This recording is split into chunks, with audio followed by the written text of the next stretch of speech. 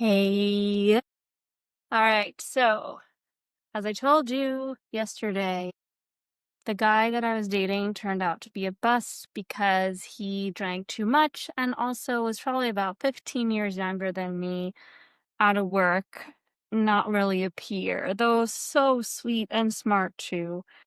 Anyway, so now I am trying to do something which is very hard, which is to rev myself up after disappointment. And I am feeling so drained. I cannot even tell you, and so unmotivated. I mean, all of the initial excitement of getting back on the horse dating is gone. And this is the moment where I know I need to be the most excited about dating. Okay, so I'm going to start with the positive.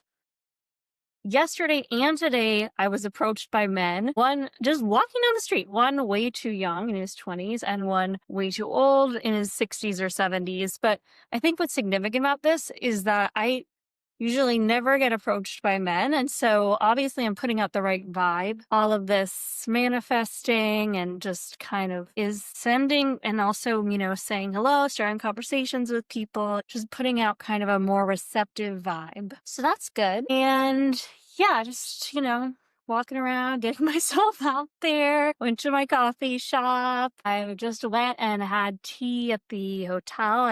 I'm not sure this hotel is really the best place to meet guys. I never seem to meet people. I think it's mostly families traveling there, so maybe I need to find a good evening spot. And after I usually go there and have a glass of wine, and I realized like after that experience with my date drinking too much, I don't want to be drinking my way through this dating process either. So I've just been going and having some tea, which is nice. You can kind of sip it slowly. Anyway, it's Friday night and I didn't really connect with anybody. So yeah, so I'm trying to rev myself up. And that's really the most important part of dating because sometimes when I've dated a guy, I just take a month or two off of dating and that's just time. So, okay. So I think that it's probably getting to be around the time where I need to get on the dating apps. And okay, yes, there's another thing I wanted to address, which is that when you're dating someone and it doesn't work out, there's still all these hormones going in through your system. And to be quite frank, sometimes when I'm horny, I get really tired. And today was one of those days where I just kind of woke up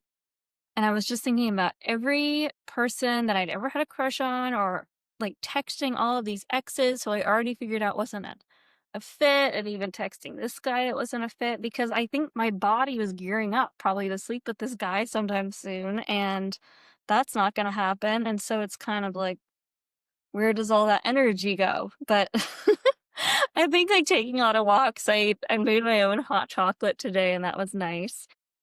But yeah, the other thing is my best friends are out of town. I know if they were here, we could just go out together or we could swipe together on Tinder. And it feels like all of that takes so much effort reconnecting with friends here and swiping and I just like don't even, and I have a job and I didn't feel like I got anything done on that department.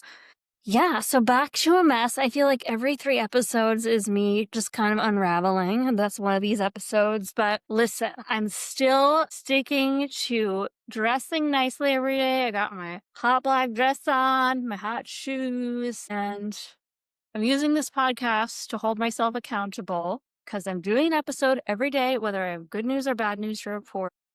And so I think tonight is going to be swiping night because I don't really know where to go. I mean, I guess I could go. There was this bar I went to the other day. There were lots of people there. It is Friday night, but I should go out again. But on the other hand, the nice thing about apps is you can actually select people in your dating range who are sober or not alcoholics, not drug addicts, have a good job. That's at least kind of a good starting point. The problem is it's just really difficult to get excited about anybody online. Just something about someone's picture and poorly written bio. A lot of these guys are just really, and so you have to stretch your imagination, which takes more energy and effort. It's like kind of like constantly dealing with these terrible profiles that men create. And then there's all the fuck boys, and oh, it's just so easy to be tempted by those kind of bad boys. I don't know why. I feel like for me, I just always try to be such a good girl. And then, so these kind of bad boys, it's very appealing. It's like the kind of naughty, bad part of myself that needs to be expressed. Yes, so that's what I'm gonna do. I'm gonna go on the apps and I'm just gonna date people. And I will say, if you're a woman who has just never been on a date or doesn't even know where to start, I'm gonna give myself and you the same. I'm gonna give you the same advice I'm giving myself. The thing that worked for me when I was in my early 30s and I had only just my dating life was bleh, is just get out there. Like it doesn't matter if you think this is gonna be the best guy or the worst guy. Going out and getting on dates and meeting people is gonna start moving you in the right direction. And I'm gonna try to listen to some more of those manifestations just to get myself back in the groove and all that good stuff. So stay tuned. I hope I'm gonna have some good news for you tomorrow.